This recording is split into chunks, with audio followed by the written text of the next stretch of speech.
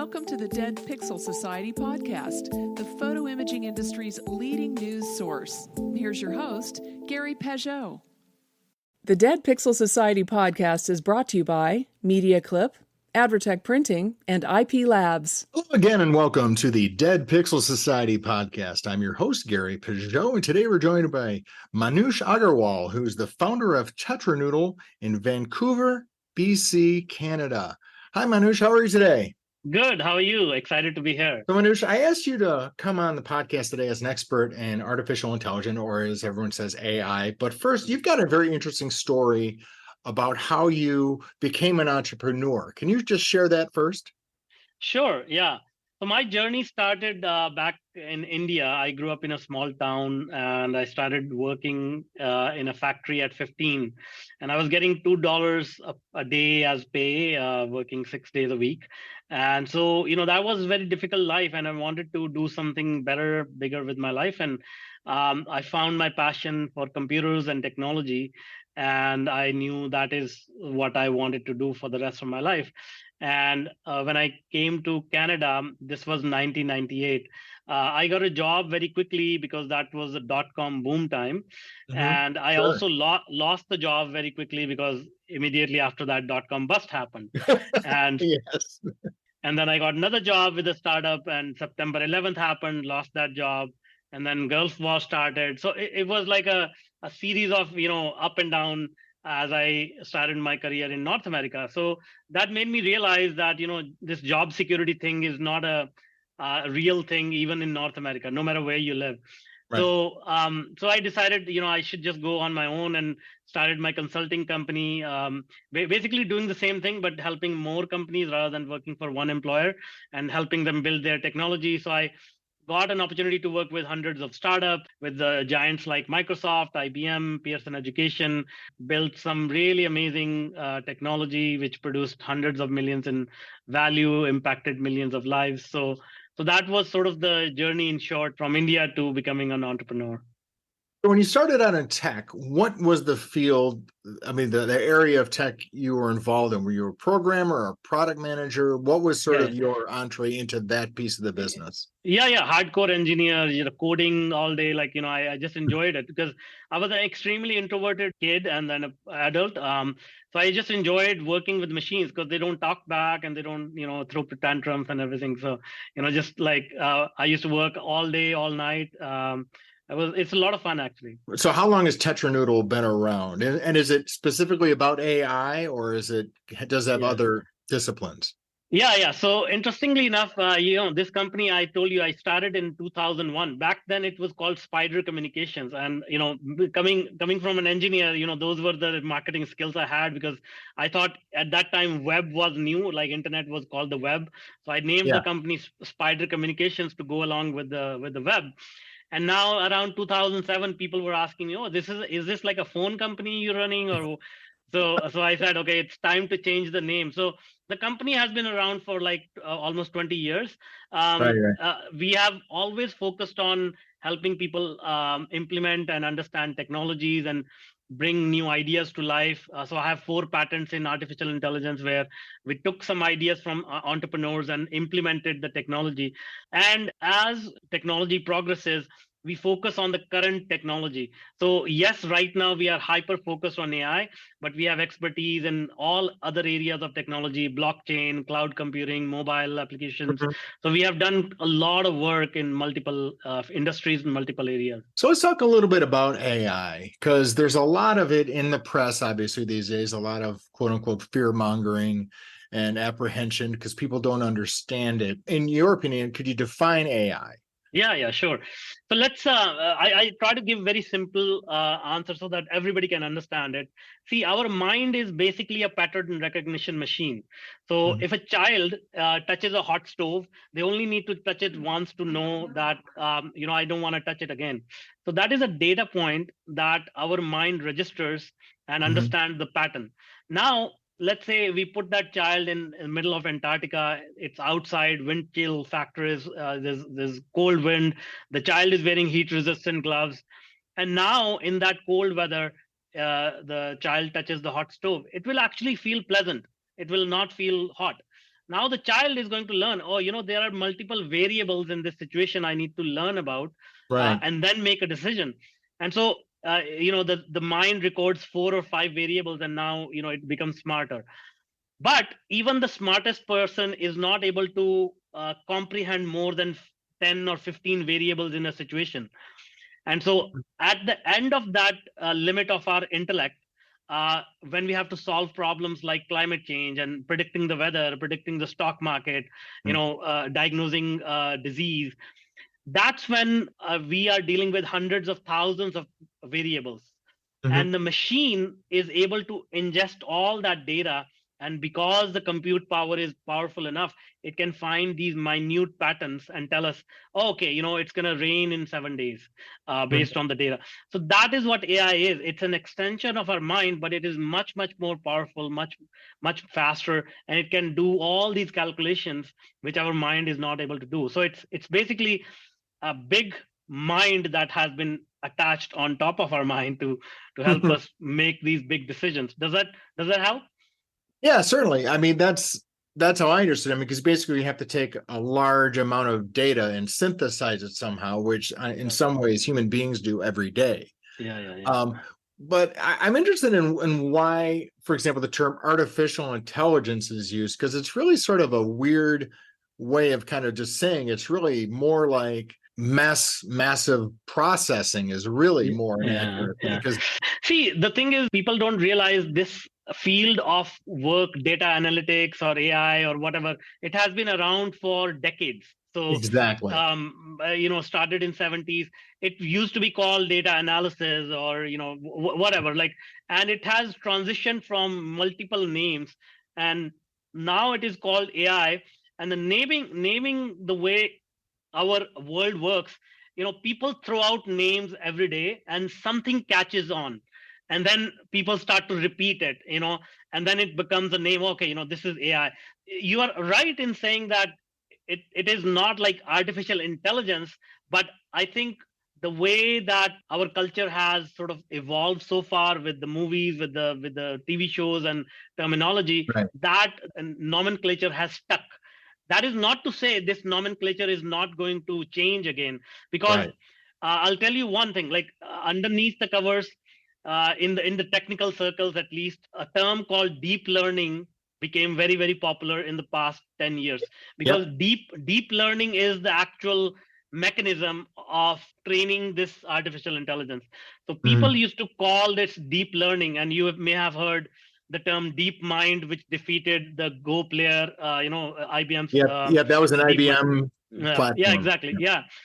So all of these sort of technical terms sometimes don't make sense to everyday people. Like, if I say to you, somebody, oh, let's talk about deep learning, they'll be like, I've already learned all I needed to learn. So that's maybe the reason. But you are right, it's not strictly AI as we define intelligence, as we define human intelligence. It's almost, in my assumption, sort of a linguistic shortcut to computers doing something that scares us and we don't understand. Well, it's basically doing calculations. It's basically finding. So computers are already have been doing this for a while. Like, our world, if people don't realize it by now, it's already controlled by AI. Literally, our flights are scheduled by AI. Our television shows are basically controlled by AI. We are on this Zoom call. The video is being transcoded using AI, and the traffic that is going through the internet, it is being optimized by AI.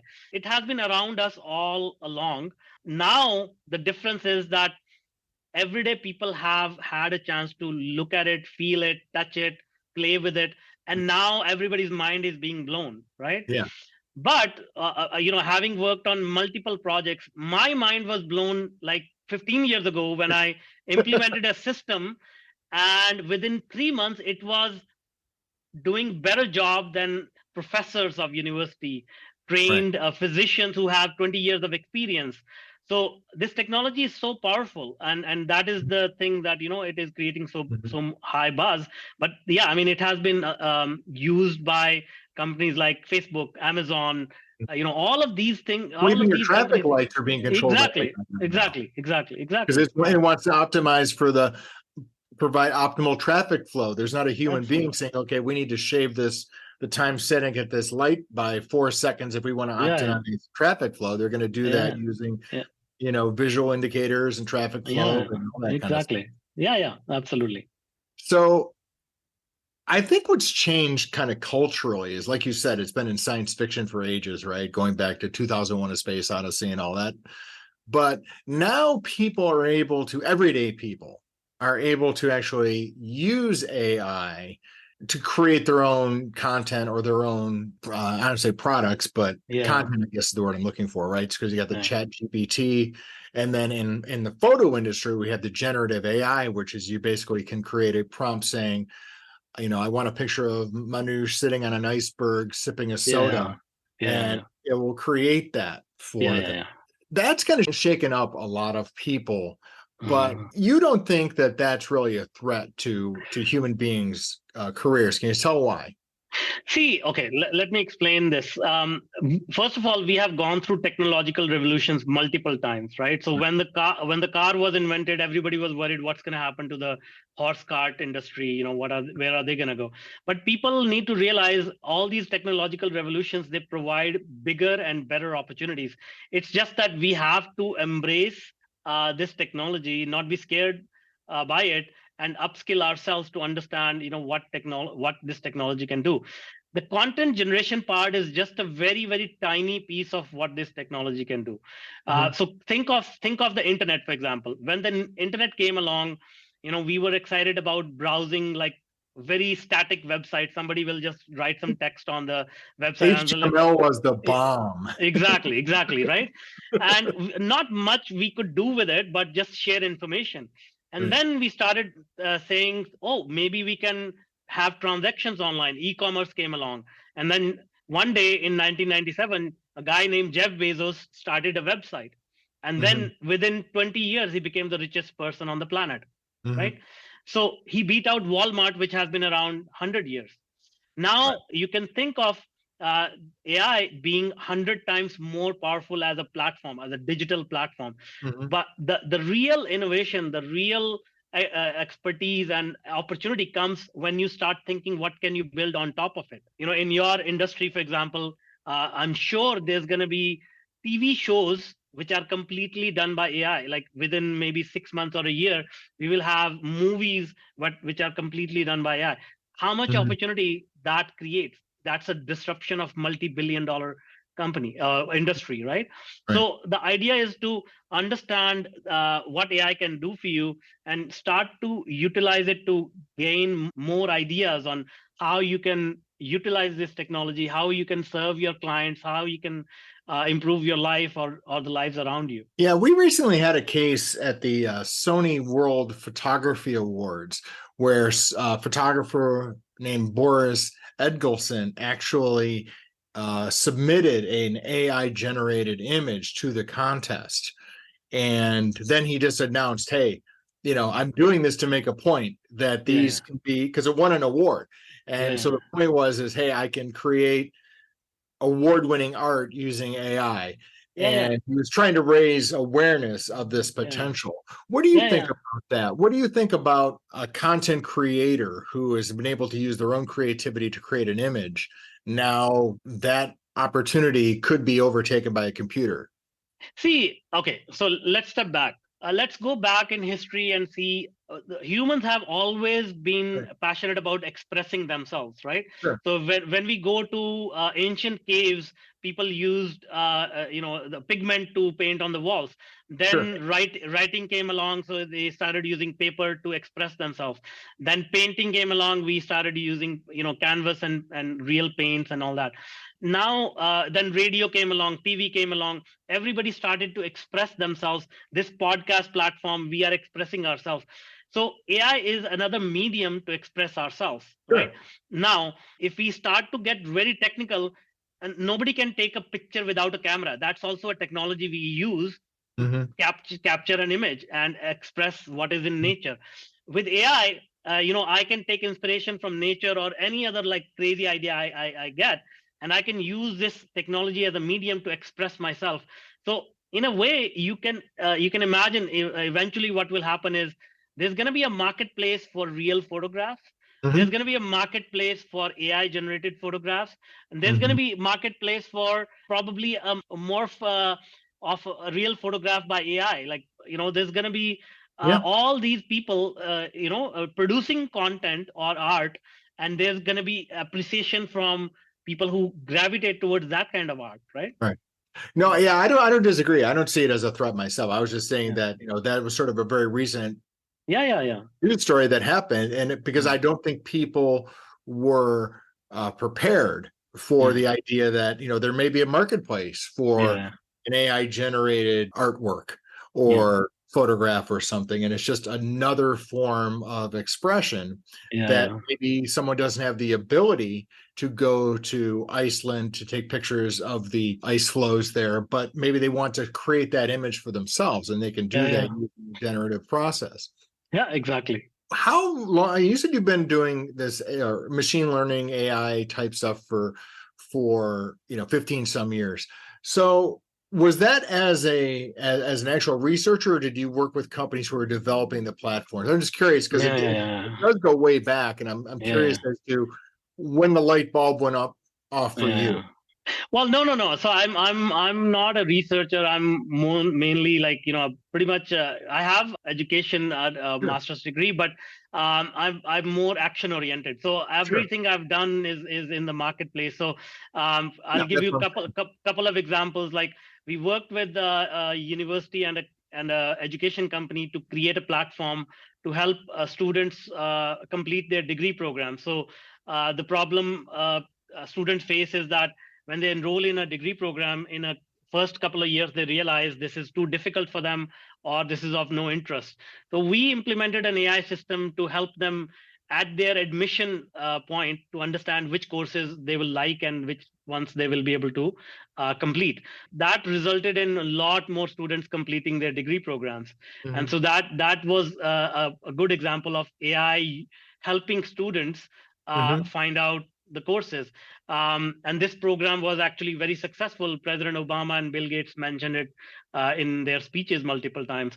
Another example is in healthcare. Like, doctors these days, they utilize AI to help diagnose problems, because sometimes human body is very complex. So let's say if they're looking at an X-ray, trying to decide, what kind of tissue it is, they will realize doctors can only rely on their own experience with things like making these tough decisions. You also have to understand a doctor is a human being with emotional things going on. So if the doctor woke up in the morning, had a fight with their spouse, that is going to affect their mental state and ability to diagnose a problem.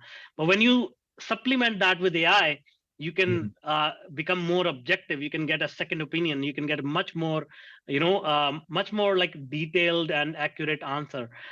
So a lot of these applications are out there, and I have had the opportunity to sort of participate in this education, healthcare, logistics, real estate. And the major event that happened in my life was around 2012 and 2011. I became very depressed and suicidal because of some personal challenges I was going through in my life.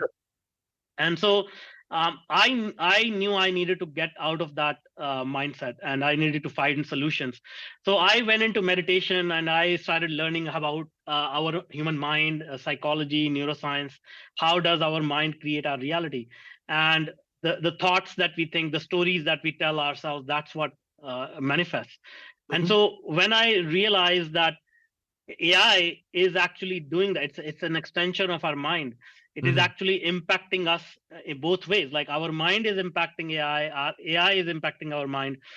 And so the evidence of this is, like, you can see Facebook, Twitter, LinkedIn, all of these platforms are creating our worldview. That is how we start to think, because we consume this information. But the underlying infrastructure on all these platforms is AI. right? Mhm. So AI is shaping our worldview and vice versa.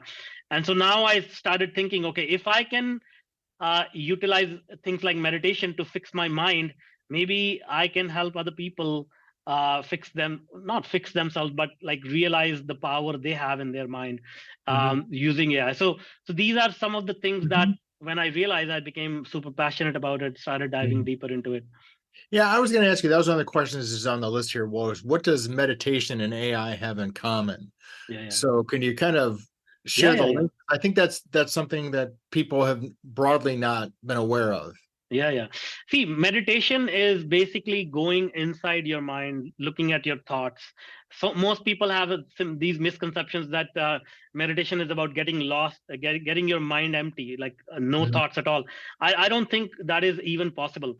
So basically, you have these thoughts and you start to observe your own mind, observe your own thoughts and the stories that are going on. We all tell ourselves all these stories about the past, the future, and if you just stop and think about what's going on in your mind and start to observe, you'll see Mhm. what stories are going on.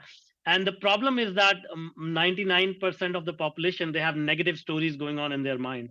Mhm. And meditation is about separating out that subconscious mind in which these stories are playing and your conscious mind, so that you can observe these stories and you can change these stories into more positive stories, right? So Mhm. one way, and this will be a powerful tip for people who can apply this, try this. Go to chat gpt, write a story about your future, the way that you want. Let's say you want to go to Disneyland with your kids. Mhm. Go to chat gpt, write a detailed story about how you went to Disneyland. Maybe you didn't even go yet. Mhm. Just say, I went there, I had ice cream, I went on this ride, blah blah blah. And chat gpt will give you like very detailed story. Read it to yourself out loud for Mhm. 5 days, 7 days, and see what happens. Mhm. You will literally experience what meditation feels like. Oh, interesting. Okay. So you can actually, because that will help you visualize the future Yeah, you're trying to reach. exactly. Yeah. Interesting. I had not Mm. thought of it that way. That's pretty cool. Are there other tools that people should be aware of, AI tools that are readily available that could be helpful in this way? So one thing I'd say to people is like, right now there's a wild west of tools out there. So if I Yeah. name one, tomorrow it's going to be outdated. I say to people, stick with chat gpt and then do two things. One I already shared with you, but I'll go into detail. The first one is ask better questions. Mhm. Okay, because as human beings, we don't know what other people want, we don't even know what we want, is seriously. And so because the thing is, we don't ask better questions, we don't ask detailed questions, we just stay at the surface. I'll give you an example. If I ask 10 people what do you want in life, 9 will say I want to earn $1 million. And I Right. say, okay, you want to earn $1 million, here's $1 million, what are you going to do with it? It's like, take some vacations, maybe buy a home. Like they are not really clear on exactly what they want $1 million for. They just know, oh, $1 million is a cool thing. Yeah. So if you use AI, you can actually start to ask better questions and say, if I had $1 million, what are some of the things I can do with my life? And then you can start to get specific. Not only about yourself, you can talk about your customers, your audience. You can say, you're serving photographers or the industry. What are some of the challenges that photographers in Michigan are facing? Mhm. What are the price point for these services that they can afford? You Mhm. can ask that specific question to AI. It will give you very intelligent answers. And now you are so much better informed than before, because in order to collect this information, you may have had to talk to hundreds of people or hire research agencies, done surveys and whatnot. Right. AI can do that for you now, right? So that's the first step. The second step is tell better stories, because as I said, we evolved as human beings not to remember facts. We cannot remember facts. So if I ask you, Gary, what did you eat 2 weeks ago in lunch? No idea, right? And if I ask you, Gary, if you're married, or what was the menu on your reception, or remember the best birthday party you attended, what was the menu? You'll probably remember a few details about that, right? Mhm. And the reason is because of the emotional impact and the storytelling that you have, Right. all of that stuff. So but the unfortunate part is we are not good storytellers. We have not been taught that art in school. But with AI, you can say, hey, I got a question from my client about photography. Write a story about my experience when I went to this photography event at Sony. They had an entry from AI generated, like an entry for a photograph which was AI generated. Tell a story about that, and Mhm. now I can share that story verbatim with my clients. It will be memorable. It will make sense to them. They will understand what AI can do. So if you start telling these stories, and believe me, you can try it in your personal life. Write a story and write a story about your life. When you were in university or college, something interesting happened. Mhm. Write a story, share it with your kids, see what happens. Mhm. I can tell you, like, you will start to see you develop a very vibrant relationship with the people that you start sharing these stories with. Hmm. Well, that's interesting. So you're really taking it out of the realm of computing and more into the realm of relationships. Relationships, humans, empathy, that is the skill to develop moving forward, Mhm. right? Because so far in human history, we've always valued people who can think, who can find solutions, Mhm. the intellect, right? But now you can see the intellect has become a commodity. Like, the machine can think better and Mhm. faster. So what is left as a human being is our ability to empathize, to understand the world around us, and Mhm. then use these tools to create the solutions that the world needs. Wow, that's something to think about. So, Manuj, where would someone go to get more information about you and your ideas? Yeah. So you can go to my website, manujaggarwal.com, my first name, last name.com, or find me on LinkedIn and tell me that you heard me on this podcast. And yeah, what can I do for you? Great. Well, thank you, Manuj. You give me a lot to think about, actually. I came into this with that kind of thinking we're going to talk about technology, and we were talking about relationships. So that was kind of a different road for me on this. So you've given me something to think about. Thank you Mhm. so much for your time, and look forward to catching up with you again later. Absolutely. Thank you so much for having me. Thank you for listening to the Dead Pixel Society podcast. Read more great stories and sign up for the newsletter at www.thedeadpixelssociety.com.